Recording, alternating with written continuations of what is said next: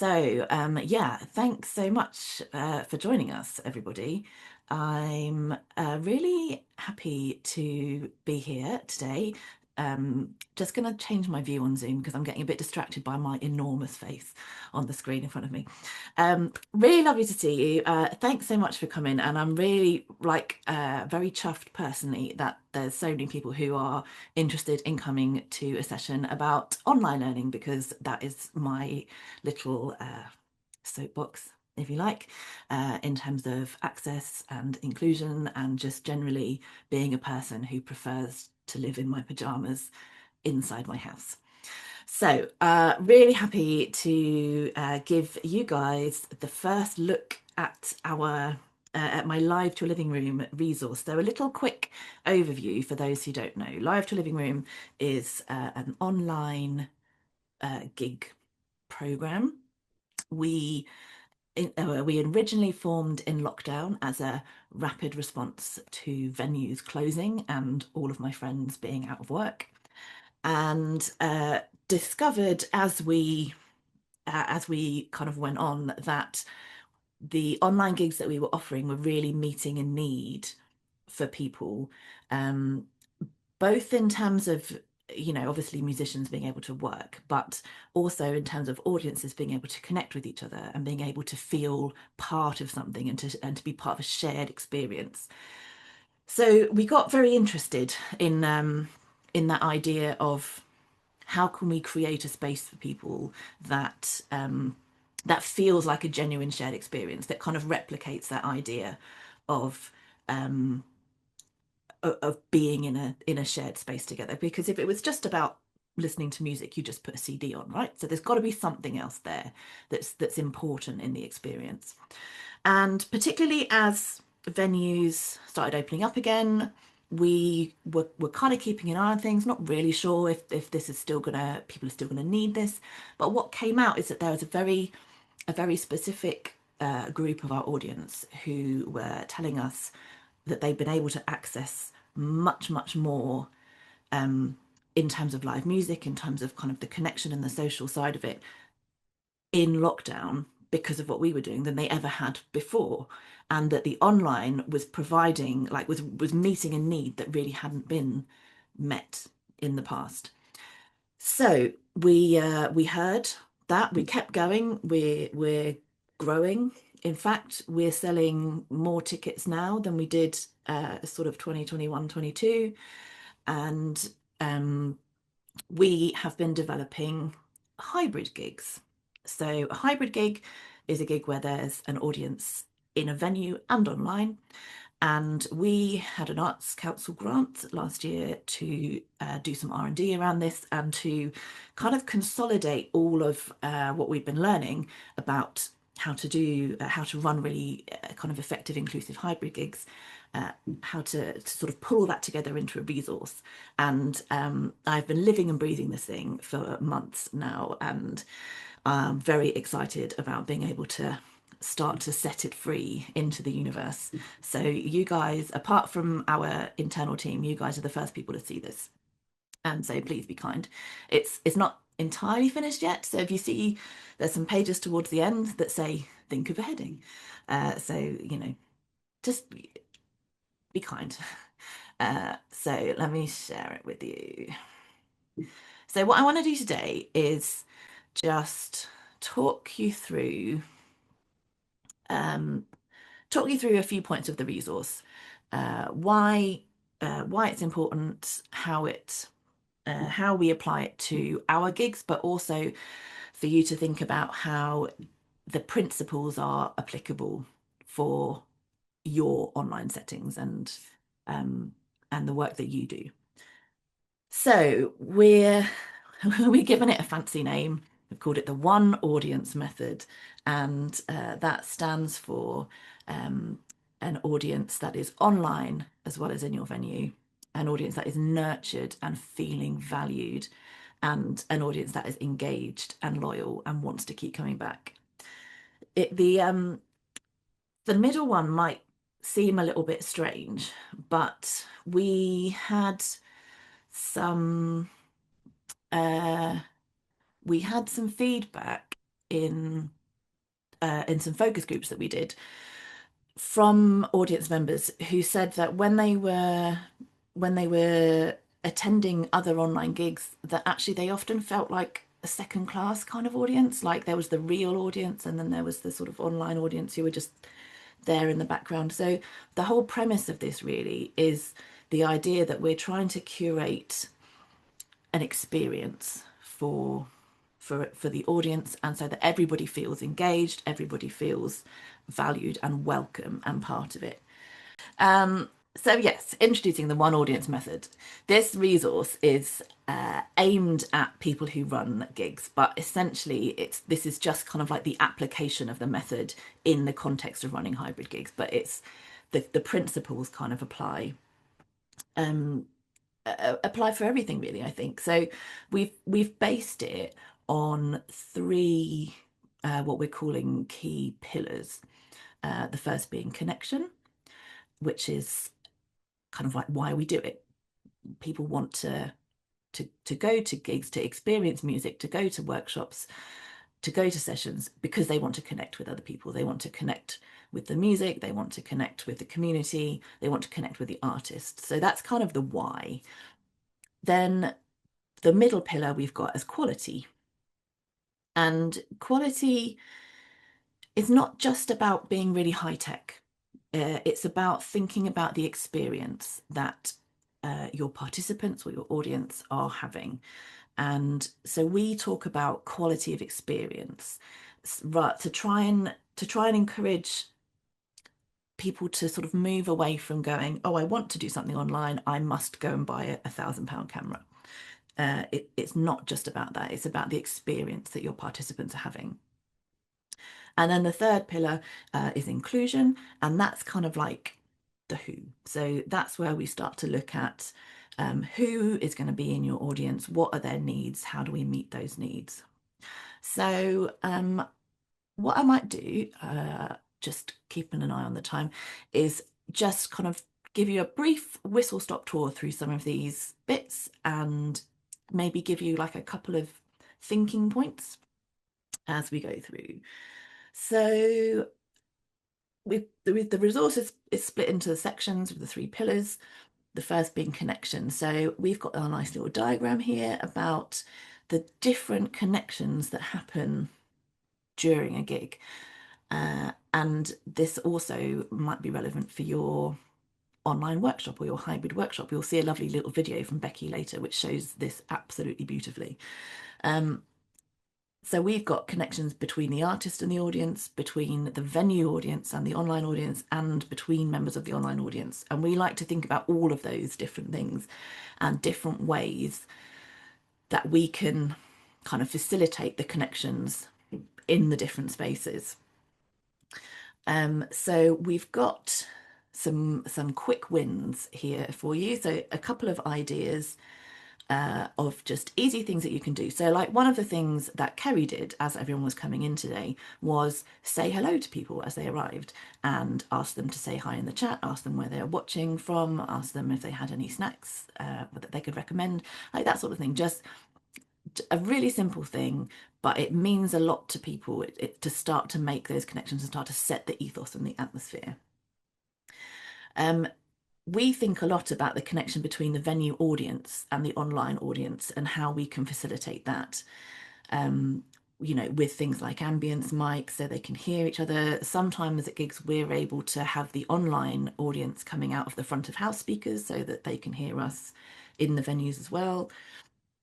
And then also between members of the online audience, how you're sort of facilitating your participants or your audience to make relationships with each other, to build relationships together. I always have to say at this point, something that came out of one of the focus groups that blew my mind was somebody said to me that they wanted to come to online gigs to meet people. Now I'm autistic and I like to go to online gigs because I don't have to meet people. But they absolutely, and that, yeah, blew my mind. And out of that comment, we started our WhatsApp community. So we now have a whole community of people who chat to each other during gigs, before gigs, after gigs, sharing pictures of their pets, sharing pictures of their crochet, and it's lovely. And for all I said that I was being antisocial and autistic, actually I really enjoy those interactions as well. Um, so skipping on quickly, I'm aware that there's a lot of information on here which you may not be able to read in the time as I'm skipping through it. So I will later put a link in the chat for you to sign up to download the resource when it's released next month. So quality, we're talking about quality of experience. And the best way that we know of doing that is we do what we call a journey, a gig journey.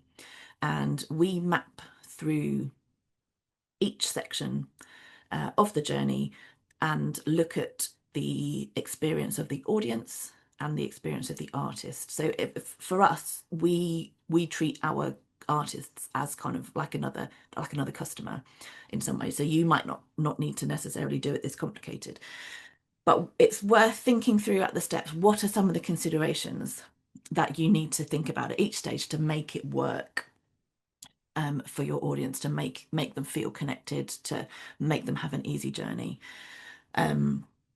So thinking about how the ticketing process works, how do they sign up? How do they get the links?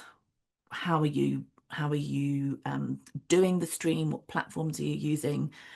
How are you managing the backstage stuff, for example? So today, as Kerry said, Jen is managing tech support. Rachel's monitoring the chat for questions. So we've got a team of us backstage who are working to sort of make this experience as smooth and as easy as possible. Then yeah, as we go through, we think about kind of immediately before the gig. We think about during the gig, what might happen during the gig, or how can we sort of support this during the gig. Even after the gig, how do we finish things off? How do we wrap up the experience that sends people away feeling good and wanting to come back?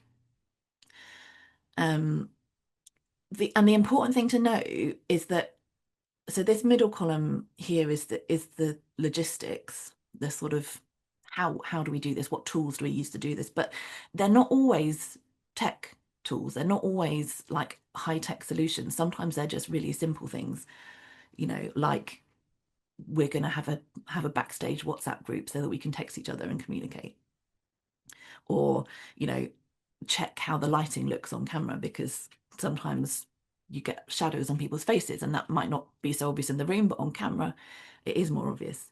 So sometimes it's just about putting that little extra bit of thought in to the experience that people are going to have online as well as in the room. Chances are this is all stuff that you do anyway. You perhaps just haven't thought about the steps that you're taking, but chances are that you automatically will do a lot of this, and it just needs a little shift in mindset to think about how it works online. The final section in the resource, the inclusion section, so this kind of brings us round into the who, and we quite deliberately set it up this way. So we start with the connection, which is the why are we doing it. We go through quality, how do we do it, and then we come into inclusion and look at, right, who would really benefit from this, what are their needs and how can we meet those needs. And then what that actually kind of does is it brings us full circle back around into looking at the connections and the quality again. We review this pretty much constantly. Our crew, our event crews feedback all the time. Our sound engineers meet and feedback regularly, and we're always looking at what we need to tweak, what needs to change, and it's not a quick fix. It's something that you sort of just keep building on over time. So specifically looking at this kind of audience development side of it, what the way that we think about it is we think about it from a barriers perspective. So what is stopping people from participating in whatever you're doing, whether it's a gig, whether it's a workshop, whether it's a lesson? what's going to stop people from being able to access that. And it doesn't have to be, again, like sometimes when you talk about access and inclusion, you sort of immediately go to, oh, it must be disabled people or things like that. When you think about it from a barrier perspective, from a social model of disability perspective, it's the environment that can be disabling for people. So if you look at it, thinking of the barriers, and then you look at how you can take away those barriers, then that kind of enables like a broader range of people to be able to access things. So we start off looking at the barriers, looking at who might be affected by those barriers, and then looking at what the needs are of those people who might be affected by the barriers. So it's quite a big process, because if you think about it, you've got a barrier, you've got potentially like so many groups of people that might be affected by that, and then you've got so many different needs within that group. So it's an in it for the long haul kind of process. You're working it out step by step. You're thinking about it. You're working out a plan of how you're going to sort of start to develop this. It's not something that's going to happen just kind of overnight. I've had a time warning, so I'm just going to kind of skip through this as quick as I can. There's a couple of quick wins at the bottom here. We do like to, again, like just there's some really easy things that you could do that don't have to be really expensive, don't have to be really high tech, but that would just make things a little bit more accessible, that just need a little bit of thinking about. And then if I can do a little plug, I've got some practical considerations here, but that's mainly related to gigs. So I'm going to skip over those. We've got some useful resources, and I'm going to finish off with my 3 top tips, which are: don't wait until you've got a perfect solution. Trying is better than not trying. Give it a go, get some feedback from your audience, and think about how to develop it. Tip number 2, forget about the tech. The tech is a tool that you can use to facilitate an experience. The important thing is the experience, and how that is put together, how that is accessed, and the tech is just something that can help you with that. And tip number 3, trust the process. It is definitely something that you've got to invest time in. It's not a magic wand. People often think that because it's the internet and you can theoretically access every single person in the world, that automatically means that every single person in the world will come along to your event or to your program. And it doesn't work like that. You still need to put the same amount of thought and effort into your audience development whether you're doing it online or whether you're doing it in person. But it is worth doing. It does work, and there are a significant number of people out there who are facing barriers to attending arts and cultural events, and who would benefit from an online solution. It's probably also worth saying at this point that the online is not the only solution. So you might go through some of this, and you might go through your journey, you might go through your inclusion and look at the barriers, and you might actually find that there's other solutions that work better for the people that you're trying to target. So this is not about converting everybody to doing things in a certain way, but it's about thinking through the process, thinking through the needs of the people that you're trying to target, and what they need to help them be able to access what you're offering. So that's pretty much it. We're releasing the resource on the 12th of November with a live webinar, and I have got a sign up form. If I can just find the link. If you sign up via this form that I'm about to put in the chat, then you will automatically be sent the oh Jen did it at the same time. Sorry. Okay, I'll just concentrate on talking.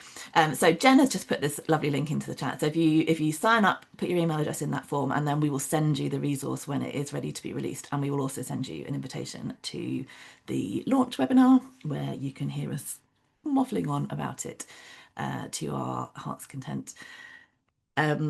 And we also are in the process of developing some other options sort of beyond the resource. The resource is like a quick start, and then we've got some more options which are coming out early next year, which will go into things a little bit more depth.